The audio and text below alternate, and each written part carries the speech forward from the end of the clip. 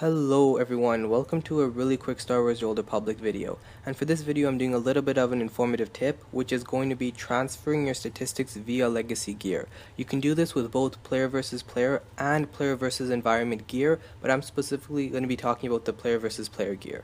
And so just to give you guys some context about what this is, some of you guys might already know about this tip because I know a lot of people have been using it in game, but I'm just putting this video up anyway for anyone who doesn't know.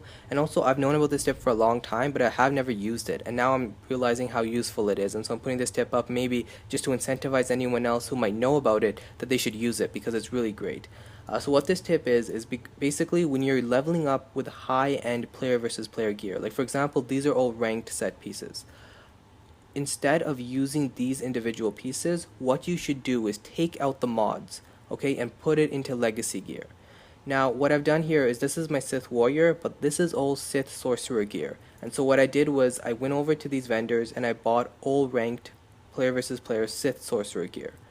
Now my level 64 sorcerer is almost level 65, and so I wanted him to have full level 65 PvP ranked gear, so when that sorcerer hits level 65 I can just throw him into war zones and he'll perform great because he'll be in full ranked gear. And so that's the benefit of this. Basically with this legacy gear you can send it to any character across your legacy. So even though this is on my Sith warrior, now that I've taken out the mods and put them into the legacy gear, I can send that legacy gear to my Sith sorcerer and use it on him. But the benefit is I can also send it to any other character on my legacy.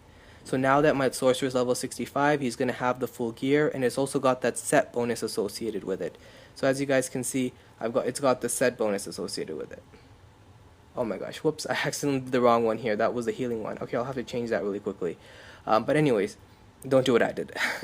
What I've done is I've accidentally got the wrong set bonus here, but I think it's still refundable, I hope so. Or I'll just have to spend more Warzone commendations. I've got a few left over. But anyways, yeah, so you want the set bonus. Now the benefit is you can send that legacy gear to any other character. So let's say for example I'm also leveling up my Marauder, and my Marauder is level 64. Well, if he's about to reach level 65, now that I'm all out of Warzone commendations, I wouldn't be able to gear him up, and so he'll be going into war zones with level 65 PvE gear, and it's going to perform terribly and probably get killed really quickly. But now that I have this legacy gear, I can go to my sorcerer, take out all this legacy gear, and send it over to my Marauder, because this can be sent to anyone across the server, it's not bound.